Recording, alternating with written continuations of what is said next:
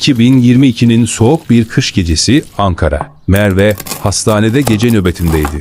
Yorgundu, uykusuzdu. Çıkışta evine giderken apartman girişinde yere düşmüş bir zarf gördü.